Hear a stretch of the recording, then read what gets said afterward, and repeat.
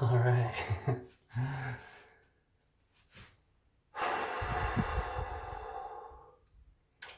Hey guys, what's going on? Thomas Grabowski here, founder of the Acne Clear Chef.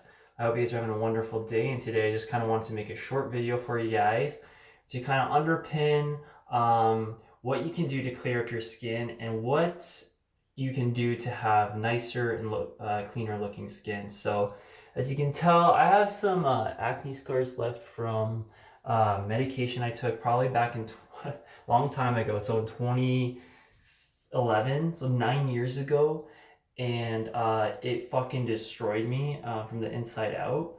And essentially, it really put me on this journey of self-exploration, understanding my relationship to what I eat and how I look and feel. And that's kind of been like the main emphasis of my journey so far. Of putting things in my body will either make me feel in a positive direction or a negative direction, depending on what my body's needs are, right? But again, it's about having a relationship with your food and a relationship with what you're putting in your body. And I'll explain what I mean by that.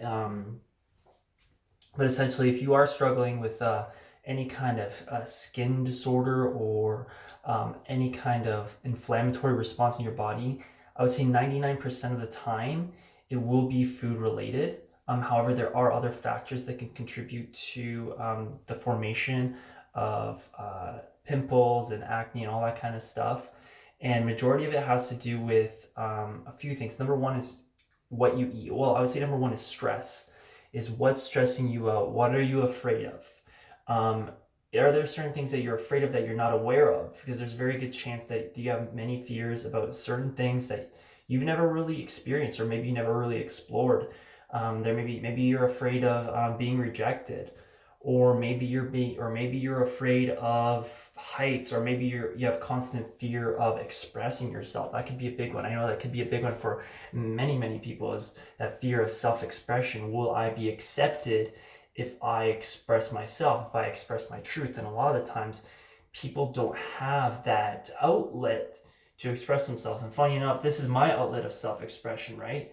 I mean, I played music, but making videos is another way for me to express myself, right? So number one is stress. What's holding you back? What are you afraid of? What is the fear? What's really your fears? Have a list of those fears and try to just be aware of them, because those fears that you're holding on to can cause stress chemistry in your body. And if you have enough stress chemistry day in, day out, that can stress your body out, your organs, your digestive system, which is very sensitive to stress. And if it's compromised by chronic stress, then you're not going to end up digesting and assimilating foods efficiently, optimally.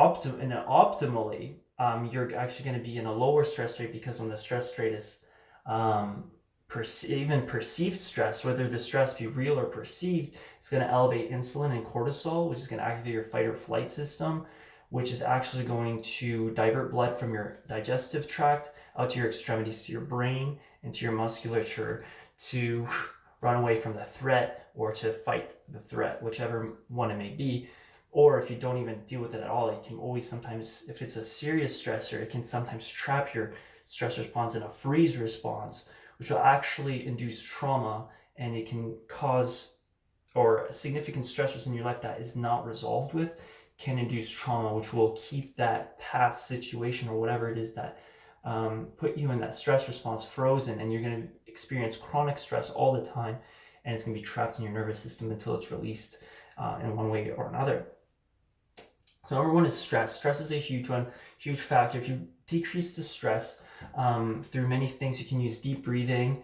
You can go for walks in nature for like 20-30 minutes and just really focus on not rushing the walk, but really enjoying it. Maybe just watching the grass, watching the birds. It's not only going to help you de-stress mentally, but it's also going to give you oxygenate your body, oxygenate your lungs. It's going to relax your entire body and your nervous system. So it's going to move you from that parasympathetic more into that sympathetic, which is fight or flight, into more of a parasympathetic, which is more of a rest and digest state, which will help optimize the assimilation and digestion of nutrients and put your digestive tract back into a regular calm state, which is optimal in, right? So stress would be number one. Number two, I would say, would be nutrition. I think this is a huge one and something I'm absolutely fascinated with. Again, there are different foods that can help and support your needs.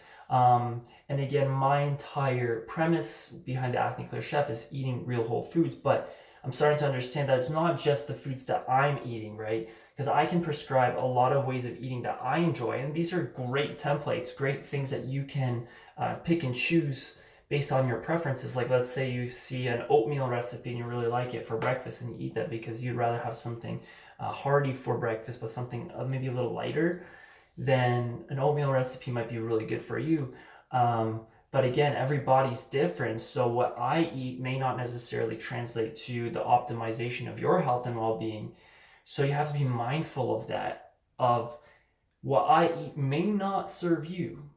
So, or what you eat may not serve me. So we have to be mindful, because every person, just like my body's unique, my stature, my musculature, my organs, and my entire body and my brain, they're completely different from yours. Even though we all have biceps, we all have triceps, we all have hearts, we have different sizes, different shapes. Same with our organs, same with our digestive system.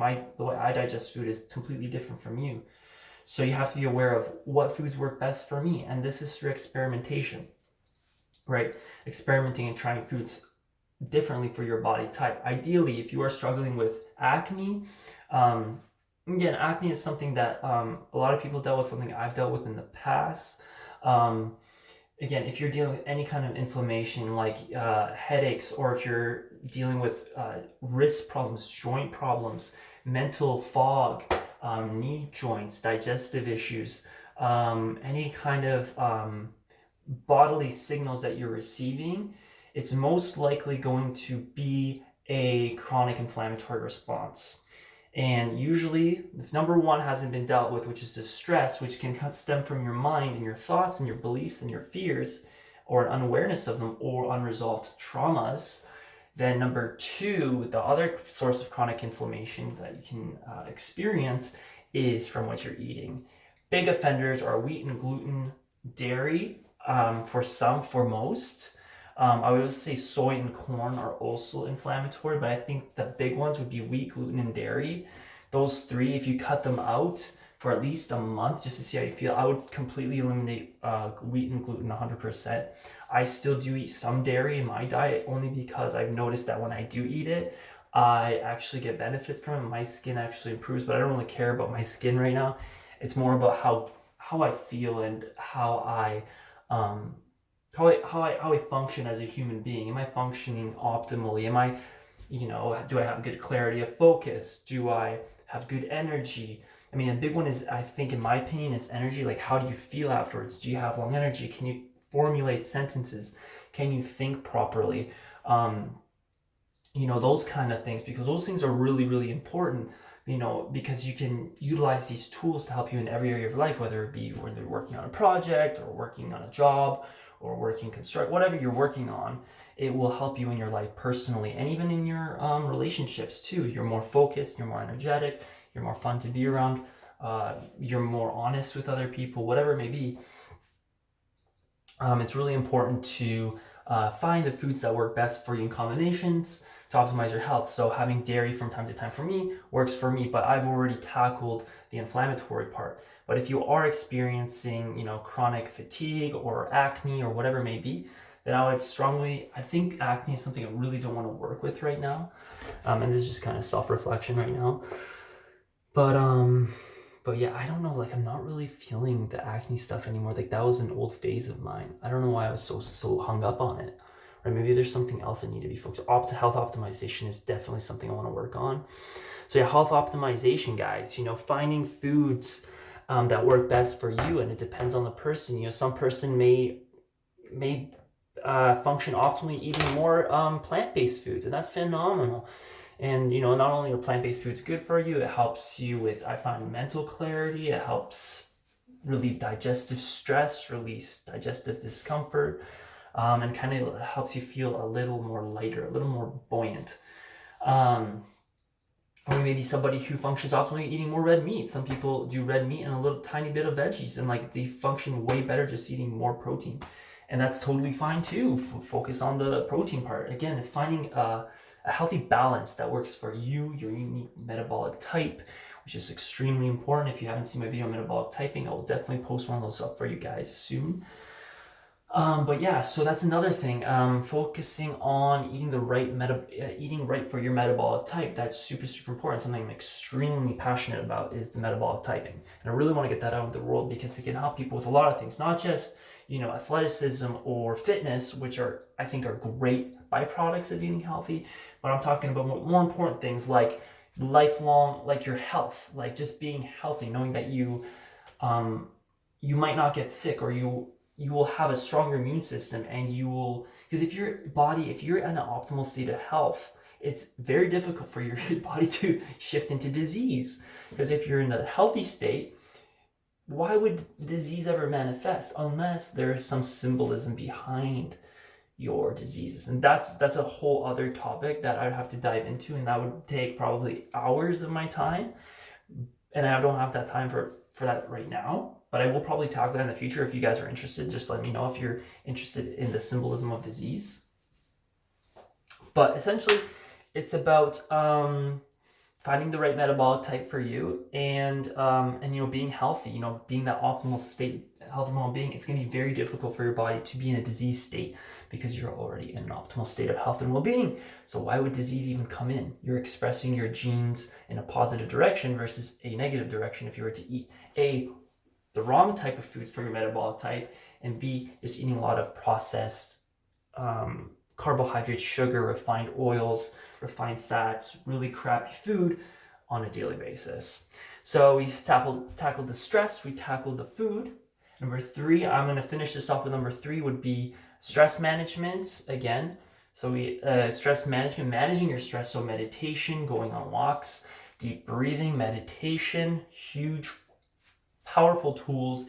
If you spend 10 to 20 minutes a day, 15 minutes is optimal for people who are maybe busier, to really de-stress your body, de-stress your mind. Stretching is huge too. Stretching, deep breathing, meditation, yoga. These practices can help you. Even if you do yoga once or twice a week, those couple hours, 2-3 hours, will just revolutionize your life, decrease that stress level, increase the digestive output, and a healthier digestive system, and potentially if you are struggling with acne, not a lot of people do, but I know I've been really hung up on it only because it affected me so negatively, and it left me scarred, and it really had a negative impact on my life. And it's the reason why I've taken this journey to, health and wellness and, nutrition. Most likely, it's mostly nutrition that I'm interested in, most food and nutrition, because I love to cook and I love to share recipes with people online. So food and nutrition are two really, really big passions of mine. Mostly food, but nutrition definitely plays a massive piece. If it's not there, it's only half-sided, I think. So anyways, hope you guys found that video useful. Find out what you're afraid of. 2, eat right for your metabolic type. I'll make a video that's more in depth about that later. And 3, stress management is super important, guys. These are 3 ways to reduce inflammation, reduce acne if that's something you're struggling with. But I'm probably not going to post this video because acne is something